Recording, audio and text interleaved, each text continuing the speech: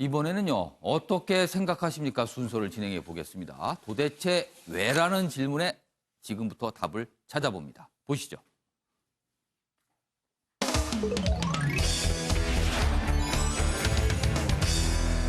오늘 어떻게 생각하십니까는요, 경제 관련 내용입니다. 더 커졌습니다. 대기업과 중소기업의 임금 격차입니다. 이 격차는 어느 정도는 벌어질 수밖에 없겠지만요. 그래도 좀 가능함 줄어드는 게 통상적으로 저희는 좋다고 보는데요. 이게 더 벌어졌다는 소식이 나와 있습니다. 경향신문입니다. 대기업 직원 500인 이상 대기업을 말합니다. 대기업 직원이 100만 원을 받을 때 소기업 직원은 32만 6천 원뿐이다. 소기업은 4인 이하, 굉장히 작은 기업을 말하죠. 그리고 그 사이에 또 중소기업이 있는데 아무튼 대기업 직원 100만 원일 때 소기업 직원은 32만 원. 격차가 너무 벌어져 있네요. 내용 보시죠. 평균 임금 최대 3배 차다. 그리고요, 최근 5년간 더 심화됐습니다.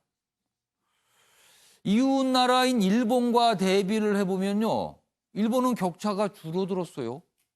그거에 비하면 우리는 너무 격차가 큰 겁니다. 일본은 못해도 한 60% 이상, 70% 가까이 되거든요. 대기업 임금 대비 이 작은 기업들의 임금이요. 여기 보시면 내용이 더 있습니다. 2017년 기준으로 500인 이상 기업의 평균 임금 대비 4인 이하 기업의 평균 임금 비율, 그러니까 비교를 한 겁니다. 대기업과 소기업을. 근데 32.6%, 대기업의 32.6%만 받고 있답니다. 그런데 5년 전에는 이 비율이 33.7%, 5년 전에는 오히려 더 낮던 겁니다. 소기업 임금이요. 근데 5년 사이에 더 떨어졌습니다, 임금이. 격차가 더 심하게 된 겁니다. 관련 기사 하나 더 있습니다.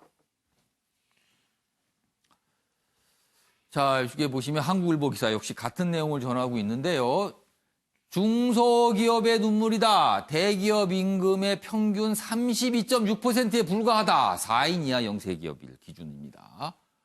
마찬가지 더 벌어졌다. 그리고 일본은 이 차이가 우리는 32.6%, 일본은요 65.7%. 물론 격차는 있지만 우리처럼 이렇게 크지는 않은 겁니다.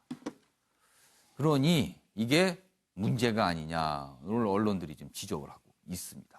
여기 구체적 수치 좀 볼까요? 이렇습니다. 여기 보면요. 기업 규모별 월 평균 임금을 보면은요. 500인 이상 기업의 월 평균 임금은 534만 원. 그런데요. 4인 이하 174만 원. 차이가 나도 한참 차이가 납니다.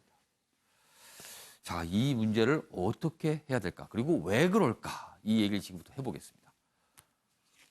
먼저 박원석 전 의원님, 어떻게 생각하십니까? 그러니까 지금 이게 우리가 노동시장에서 예. 정규직, 비정규직, 예. 대기업에 근무하는 노동자, 중소기업에 근무하는 노동자 간의 예. 임금 격차 혹은 양극화, 이게 어제 오늘의 일은 아닌데요. 좀 구조적이고 근본적인 이유들을 찾아서 예. 해법을 만들어야 될 시기가 아닌가 싶습니다. 지금 우리나라의 이제 기업 양극화가 갈수록 좀 심해지고 예. 있습니다. 그래서 저런 이제 어느 기업에, 어느 규모의 기업에 종사하느냐에 따른 임금 격차도 예. 사실은 근원적으로는 그 기업 양극화에서 이 원인이 예. 초래되는 건데, 그래서 대기업과 중소기업 간의 상생, 동반 성장 예. 이런 얘기들이 그동안에도 끊임없이 강조돼 왔는데요. 이게 이제 대기업의 어떤 선의 여기에 의존한다 그래서 실현될 수 있는 문제는 아니고 제도화시키는 게 필요하다고 생각합니다. 그렇게 해서 중소기업들의 이익률을 좀 높이고 그리고 임금 지불 능력을 좀 예. 높여야 되지 않을까. 그런 면에서 봤을 때 그동안에 검토됐던 초과이익 공유제라든지 또 납품단가 연동제라든지, 지금 이제 납품단가 같은 경우에는 원자재 값이 상승을 해도 그게 단가에 반영이 안 돼요. 그래서 이게 중소기업 쪽에서는 한결같은 수건 과제인데, 근데 이 문제에 대해서 그동안에 공정거래위원회를 포함해가지고 굉장히 소극적이었던 게 사실이고, 대기업에서는 한사코 이 납품단가 연동제와 같은 제도화를 반대하고, 그래서 이제는 이게 현상으로 드러나는 임금 격차만 볼 문제가 아니고 그 근원에 있는 이 기업 규모에 따른 이 기업의 양극화 문제로 접근을 해야 되지 않을까 싶습니다. 기업 간의 어떤 양극화부터 좀 근본적으로 해결이 돼야 임금의 양극화도 해결할 수 있다는 예. 말씀이시네요. 자, 이번에 그럼 최경철 편집위원 어떻게 생각하십니까? 아프리카 초원에서요. 예. 사자가 영양을 막 잡아먹죠. 그러니까 잡아먹는데 예. 사자가 영양을 이런 식으로 잡아먹기 시작하면 결국에 영양이 멸종을 하겠죠.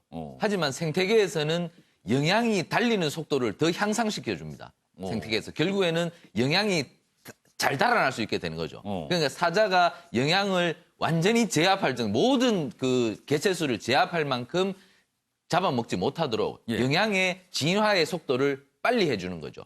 이것을 바로 공진화라고 그러죠. 예. 함께 진화한다는 거죠. 예. 사자도 진화하지만 영양도 더 진화한다는 거죠. 결국에는 영양의 공멸을 방지한다는 것인데 예. 결국 기업 생태계도 마찬가지죠. 공진화해야 된다는 거죠. 결국 대기업만 어떻게 살아갑니까? 대기업이 있고 예. 하청 기업이 있어야 대기업도 살아가는 것인데 예, 예. 그런데 우리나라는 승자 독식, 대기업만 살아가려고 그러거든요. 그러니까 일감 자기 계열사에 몰아주죠. 단가 후려치죠. 이런 사태가 벌어지는 건데 예. 어쨌든 이러한 부분들을 고치기 위해서는 예. 대기업도 고쳐야 되지만 예. 중소기업도 스스로 생존할 수 있는 여러 가지 세체의 혜택이라니까. 아까 뭡니까 조선일면톱에 낳는 것처럼 예. 상속. 그렇죠. 중소기업이 상속을 했을 때 많은 혜택을 줘야지 중소기업 하려고 그러지 않습니까? 예. 하지만 지금은 중소기업에도 대기업처럼 똑같이 상속에 있어서 65%, 50% 이런 예. 식으로 상속세 때리니까 예. 결국엔 중소기업 하고 싶은 마음도 없고 앞으로 중소기업이 살아남을 가능성도 없다는 것이죠. 어쨌든 중소기업이 예. 버틸 수 있도록 예. 기업이 버틸 수 있도록 정부는 세제 혜택이라든가 그리고 중소기업 근로자가 장기 근속했을 경우에는 예. 또 많은 세제 혜택을 준다면 중소기업이 또 버틸 수 있는 근거가 되거든요. 하여튼 이런 부분들에 대해서 정부가 중소기업이 살아남을 수 있는 중소기업이 대기업과 함께 진화할 수 있는 제도적 방안들을 빨리 마련해야 되겠다. 저는 이렇게 생각합니다. 그러니까 중소기업이 좀 더 잘 클 수 있는 뭔가 생태계를 좀 만들어줘야 거기에 일하는 직원의 임금도 올라갈 것이다. 그렇습니다. 이 방법을 좀 제시하신 거네요. 알겠습니다. 조대진 변호사께서는 인식 전환 뭐 이런 얘기 있으셨네요. 뭐 앞에서 말씀해 주신 것과 예. 뭐 거의 동일한데요. 뭐 정부의 노력이 좀 필요할 것 같습니다. 지금 중소기업 일반인들에 대한 중소기업의 인식이 예. 가면 힘든 곳이라고 생각을 해가지고 조금 기피하는 경향들이 많거든요. 그러니까 현실이 이러니까 힘들다고 생각을 하죠, 그렇죠. 지금. 그렇기 때문에 금방 나갈 곳이라고 생각을 하고 예. 그러면 이제 중소기업을 운영하시는 분들 입장에서도 금방 나갈 것 같은데 임금을 또 많이 줘야 되나 이런 걱정을 할 수밖에 없는 부분이거든요. 예. 그렇기 때문에 정부의 노력이 필요하고요. 아까 의원님이랑 위원님께서 말씀을 주셨지만 이 중소기업도 괜찮은 일자리라는 그 인식을 갖게끔 해주는 그 정부의 노력이 필요합니다. 그래서 중소기업에 오래 있으면 있을수록 나에게 인생에 있어서도 헛된 시간이 아니다라는 걸 느끼게 해줘야 될 것 같습니다. 근데 참 어려운 과제네요. 어려운 과제입니다. 윤시한 변호사께서는 어떻게 생각하십니까? 임금의 차이가 어느 정도 나는 거는 뭐 자연스러운 그렇죠. 현상이고요. 자연스럽죠, 그거. 뭐 직종별, 지역별, 그다음에 예. 뭐 이렇게 사업체 규모별. 예. 근데 이제 사업체 규모별 임금 격차가 나는 이유를 살펴보면 사실은 부가가치의 차이가 나는 건 일단 그게 첫 번째 원인이에요. 대기업 같은 경우에 설비를 많이 이용하기 때문에 노동 생산성이 높거든요. 예. 그러니까 근로자 1인당 나눠줄 수 있는 이윤이 많은 거죠. 그다음에 또 하나 요건 좀 고쳐야 되는 부분인데 시장 재배력 때문에 그런 거죠. 그래서 이 부분은 이제 불공정 계약이나 거래 관행 이런 부분들은 시장 감시를 통해서 고쳐야 되는 부분들이에요. 또 하나는 이제 같은 부가가치에 있어서도 분배 문제가 좀 있습니다. 예를 들면 대기업의 경우는 직원이 더 늘지는 않는데 예. 1인당 가져가는 임금이 훨씬 늘어나고 있어요. 그거는 이제 노동조합의 역할이 가장 큽니다. 그런데 이 노동조합의 역할 때문에 사실은 협력업체, 전방 효과, 후방 효과에 따른 협력업체의 마진율, 이윤율이 줄어요. 그러다 보니까 옛날처럼 기업이 노동자를 착취하는 이런 현상 때문에 임금이 줄어드는 게 아니고 예. 마진이 줄기 때문에 임금이 줄어요. 따라서 대기업의 이 노동조합으로 인한 피해도 있다. 이 부분도 여러 가지 같이 고쳐가야 될 부분이다. 이렇게 생각합니다. 그러니까 그 말씀하신 것 같으네요. 같은 공장에서 일하는데 정규직과 비정규직 차이가 좀 나는 부분과 임금 격차가 또 발생하는 상통하죠. 부분. 그런 말씀을 또 지적해 주셨습니다. 네 분께서 여러 가지 해석을 좀 내주셨습니다.